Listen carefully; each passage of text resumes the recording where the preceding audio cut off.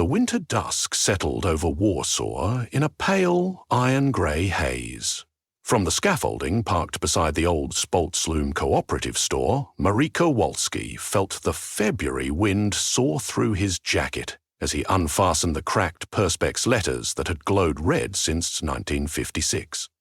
The city had hired his small company to modernize outdated infrastructure, which, in bureaucratic Polish, meant gutting the creaking communist-era neon and replacing it with thrifty LEDs. Marek admired the signs even as he disassembled them. They were strange, joyous artifacts amid the concrete. A leaping mermaid advertising a milk bar, a looping cursive Relax cinema, a blue dove for the PKO bank. In university, he'd sketched them obsessively. Now he unscrewed their past. Every project began the same way. Isolate current, loosen brackets, slide tube, test, repeat. Easy hazard pay for a 24-year-old who still owed Zoo's back taxes. Prosit, partner, leave it be. He turned. On the pavement below stood the store's night caretaker, Pani Zielinowska. Bundled in countless scarves and memories, she clutched her thermos like a relic. That light keeps the streets safe, she insisted. The old glass holds something inside. Rats, maybe? Marek joked, though her anxiety made him glance at his insulated gloves. We're giving you efficient LEDs. You'll save on power. It's not about power, she murmured. The tubes are the power. He shrugged, popped the final retaining clip, and slid the sweeping loo into his carry bag. The moment the ruby glass cleared its socket, the wind changed. A rank, metallic cold leaked from the bracket like escaping gas. Marek smelled ozone and wet basement. Then, faint but undeniable, came a voice inside the hiss of traffic. Pieszul, brush, move, comrade. He whipped around, nearly losing balance. No one. The caretaker had disappeared into the shop. Only blackish apartment silhouettes watched him like blind archivists. Marek packed up, descended, signed the work order, and cycled home across Versveshchetska. Yet the chill followed him. Each lamppost crackled in his ears with shortwave static, half-formed numbers, the clack of teletype. That night, he dreamed he stood before a radio tower taller than the Palace of Culture, its guy wires dripping frost. A man in a Soviet marshal's coat turned toward him, eye sockets full of needle-thin neon tubes that pulsed Morse code straight into Marek's skull. He woke, sweating, the room buzzing. His bedside bulb flickered red, though it was an ordinary white LED. The following day, Warsaw's news feeds reported outages downtown, whole blocks blinking in and out as though the grid were a breathing creature. Old radios crackled to spontaneous life, recounting speeches by long-dead party officials. Bored podcasters played prank recordings of Cold War numbers stations, only to discover the signals weren't files, they were live. At the depot, Marek's foreman barked orders, shoving him a folder thick with emergency call-outs. Half the Krakowski Przemayashi signage is dark, go fix it. And stop yanking certified tubes. Didn't you see the City Heritage stamp? But Marek couldn't meet his boss's eyes. The ruby, Vlai, lay on his workbench, its interior fogged like breath on glass. Something was trapped in that cloud, tracing letters in reverse along the inside, K648P. He sealed it in bubble wrap and pedaled to the Neon Museum on Minonska Street, a warehouse shrine preserving Warsaw's glowing past. Inside, aisles of humming catecholamine reds and krypton blues painted a perpetual dusk. A woman in black overalls perched on a ladder buffing a 10-foot cursive. Agnieszka Zawadzka, he asked. She climbed down, brushes in hand. Her eyes glittered, a shade too keen for a curator's. I know that look. You removed a tube. He produced the Spolum letter. She inhaled as though tasting memories. Damn it! Which bracket? The last live one. That was a node in the Mercury star. The what? She hauled him past rows of glass glyphs to a dusty planning table. pinned maps of Warsaw were overlaid by strings of pink cotton tracing pentagrams that intersected at every surviving communist neon. After '56, there were rumors the Ministry of Internal Security recruited occult engineers to bind what they couldn't shoot.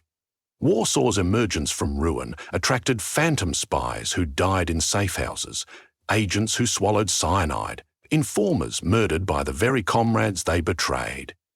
My granduncle Jerzy wired their ghosts into a web of noble gas and runic resonance. Marek felt as though voltage arced under his skin. You mean, these signs are wards? Were. You broke one seal, the array faltered. The entities are leaking across the city's power lines. She switched on a battered radio. Between frequencies, a male voice recited Polish train stations in Russian, followed by metallic clicks. December 5th, 67, stop 4, stop. A spectral courier reactivating a dead network. What do they want? Marek whispered. Contact. Orders. Maybe to restart the conflict that gave them purpose. She faced him. We have days before they fully manifest. Fixing the Spoensign will relock them? It's not enough. The Mercury star requires all 5 apexes lit, resonating within a threshold. 3 have failed since last night, so we relight them. We? You pulled the plug? She stuffed tools in a duffel. You're coming? Outside afternoon light looked jaundiced, as if sunshine were filtered through old propaganda newsprint. A trolley turned the corner, sparking overhead. Every window reflected passengers dressed in 1,960 S uniforms, yet the seats were empty. First target. The Serena Mermaid above the former Weedell showroom on Spitalna Street. Its tubes were dead, sign gutted by copper thieves long ago. In the service van, Agnieszka briefed him. Each sign houses a sigil coil. We need noble gas glass, mercury fulgurites, and 1,000 volts. Those parts are impossible on a Friday, Marek protested. I salvaged them years ago. From her duffel, she produced cartridges labeled AG-NEXG, like alchemical abbreviations, and a slender transformer rig. Jerzy taught me contingency. They parked in ice-littered alley. Half of Warsaw appeared deserted. The other half walked in a trance, earpieces tuned to secret broadcasts. Police cars idled while officers scribbled license plates no longer in circulation. The whole city syncopated to a vanished empire's heartbeat. Inside the showroom's roof cavity, Marek installed fresh feed lines while Agnieszka painted sigils in silver grease onto ceramic bushings. Ready? She said. He threw the breaker. With a guttural hum, the mermaid's tail blazed cyan, trident tips shimmered gold. A shockwave, not of sound but of memory, strobed across the rooftops.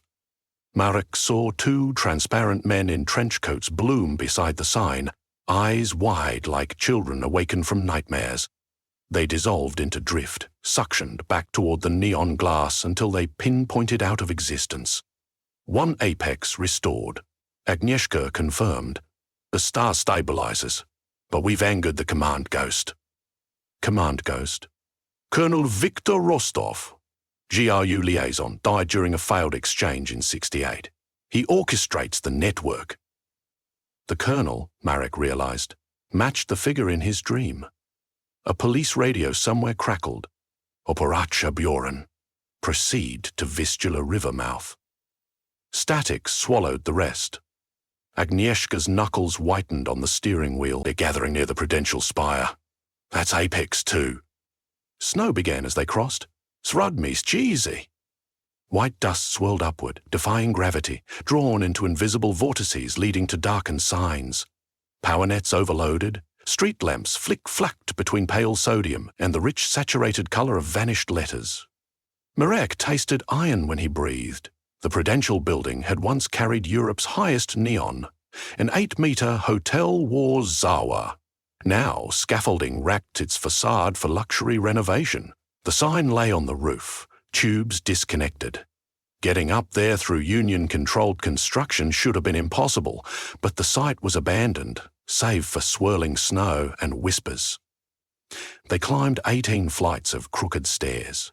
Topside, the wind roared like an air raid siren. Merrick's multimeter danced erratic. He followed conduits to a rusted junction box. "Line's live but filthy," he shouted. Agnieszka laid out her cartridges. As Marek soldered new jumpers, the wind condensed into a human silhouette, Soviet greatcoat flapping though there was no cloth. Colonel Rostov's face was an X-ray negative, mouth radioactive white. "You do not understand," his voice vibrated in Marek's jawbones. "The war remains unfinished. Our vigilance protected you from Western corruption. You dismantled the shield, so we must assume control." "I'm repairing it," Marek yelled, brandishing a live cable that arced bluish venom across the roof. The ghost recoiled but pressed forward, footprints crunching frost that wasn't there. Agnieszka tossed Marek a quartz rod wrapped in spiral neon tubing portable ward. "Break it," he snapped the glass. A flare of vermilion light sprayed sigil fragments into the wind, slicing away half of Rostov's torso like a newspaper photo cut and scattered. The colonel shrieked in broadband hiss, retreating through a ventilator shaft. "Use the moment," Marek threw the breaker. The Hotel Warsaw letters flamed cerulean against the snow, each stroke a capacitor discharging history. Air pressure popped. 20, 50, 100 spectral figures spiraled upward, then funneled into the reignited sign with the sound of film spooling backward. Agnieszka exhaled. 2 remaining apexes. Where? PKO Dove in Sastakiciepa and the clock on Palace of Culture Central Keystone. She looked east across Vistula. A funnel cloud of vaporous soldiers rotated over the river like a reversed whirlpool. They know our plan. If Rostov binds to the palace first, he can invert the array and free every Cold War spirit in Eastern Europe. Then we finish before he does. The van fishtailed through freezing slush along Poniatowski Bridge. Radios up and down the dial blasted Marshal Zhukov's speeches. Malak hammered the steering wheel as the engine coughed fuel lines icing. Atop the bridge trusses, ghostly sappers clipped imaginary wires. Their touch sent showers of real sparks onto the traffic below. They arrived in Saskakiepa to find the PKO building pitch dark. Power substation fried. Without line voltage, they couldn't relight the Dove. "City grid's shot," Marek muttered. He paced, calculating loads. "But tram lines still... If we borrow overhead current..." 15 minutes later, he'd run jumper cables from a maintenance box to the sign's ballast, praying no tram rounded the corner prematurely. Agnieszka recited arcane syllables, learned from Jerzy as she slotted mercury capsules. A tram bell clanged in the distance, accelerating toward them. "Ready!" Marek yelled. He clamped wires. Blue-white corona danced. The Dove burst alive, wings outspread in saintly halo. The tram screens Dopplered as its pantograph struck the section he'd cannibalized. Sparks cascaded like a welding torch. Passengers peeled from seats, but no derailment. Just a shudder and an eerie stillness as every window reflected a different decade. The colonel's voice erupted from metal itself. "Traitors of the motherland!" He surged out of the tram roof, torso charred black with neon veins glowing inside. Poltergeist force hurled Marek into a lamppost. Pain shot through his ribs. Agnieszka thrust her ward rod like a spear. Rostov caught it, neon melting into his palm, and flung it aside. He advanced, eyes twin cathode guns. Marek forced himself up. Cut the power, he thought, but that would darken the Dove. He looked at the tram's coupling bars sparking across rail, electrical ground. He snatched a cable, bit his lip at the burn, and slapped it onto a puddle at the ghost's feet. Current earthed through spectral form. Rostov convulsed in silent film tremors before blowing apart into shards of static. The Dove blazed steadier, brighter. Apex 4 complete. Sirens now converged on the city core where the Palace of Culture rose like a frozen volcano. Above its spire, clouds spiraled counterclockwise, lit by internal lightning-tinted communism red. The colonel would reform there, Marek sensed. It was the epicenter of Warsaw's trauma. They drove until roads closed by abandoned tanks from a military museum the ghosts had animated as props. Marek and Agnieszka continued on foot through swirling snow that wasn't meteorological but ectoplasmic fallout. Inside the palace, marble halls echoed with ghostly typewriters. Elevators operated without cables. Doors opened to blackness filled with Morse. The pair ascended twisting servant stairs to the observation deck, where the final neon clock circled the spire. Dark since the 1990s, its hollow hands stuck at 2310, the moment martial law was announced. The rooftop wind was a freight train. Rostov awaited, rebuilt taller than before, composite of countless lesser phantoms. His coat fluttered into banners, his eyes lighthouses flashing code across the city. Agnieszka Zawodzka, granddaughter of traitor Jerzy, he intoned. You lock us away so that your new masters may rewrite history. We are history unfinished. She stepped forward, hair whipping her face. History includes the dead learning to rest. He laughed, the sound of a reel-to-reel spin-up. No rest under capitalism, only reassignment. Neon tubes for the clock lay strewn, smashed by vandals decades back. Without them, Marik couldn't relight the ward. He scanned the rooftop clutter, steel railing, communications dishes, souvenir vendor stall shuttered for winter. His gaze landed on the perimeter security light, a ring of glass fixtures fed by 20 kilovolt service. Sudden realization jolted through him. Agnieszka, the bulbs, he shouted. Old sodium vapor lot of neon mix, enough to stand in for the tubes. They worked wordlessly, unscrewed bulb housings, wired them series around the clock face, improvising mounts with zip ties and chewing gum from Marek's pocket. Agnieszka painted sigils directly onto bulbs with silver polish scavenged from her bag. Each minute hand mark became a microglyph. But they needed ignition voltage. Rostov's laugh gusted like blizzard, buffeting them toward fatal draught. Marek retrieved the broken ward rod Rostov had discarded. Its glass shredded, but electrode intact. He wired it between mains feed and the clock ring. When I say close the circuit! Agnieszka grabbed the breaker handle. Rostov lunged, arms expanding into patchwork wings of telegrams and dossiers. Marek stepped into his path, holding the bare conductor high. Snow flash boiled off the copper. Rostov enveloped him, cold welded with heat. Visions stabbed Marek. Espionage drops, cyanide vials, families betrayed. He screamed a wordless repudiation and slammed the conductor onto the rod. Lightning detonated, white beyond color.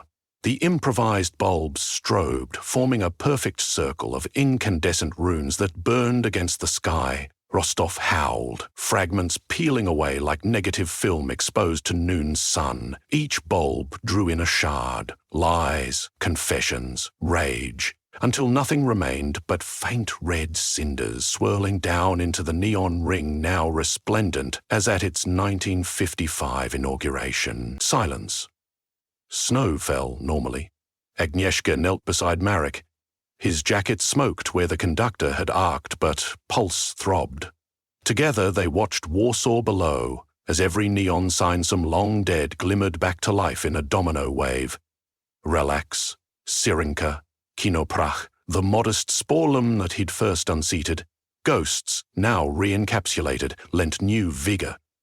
The city shone like a giant star map downstairs. Digital billboards rebooted to blue error screens, their modern pixels powerless against the old magic's return.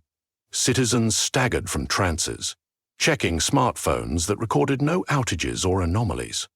The Cold War once again had slipped back into footnotes and dusty archives. Dawn tinted the Vistula rose gold. Workers arriving on morning trams paused to photograph the palace's resurrected clock, unaware it contained the still-beating heart of a spectral spy network kept in permanent standby. On the palace roof, Agnieszka locked the main switch box, sealing sigils with city-issue wax.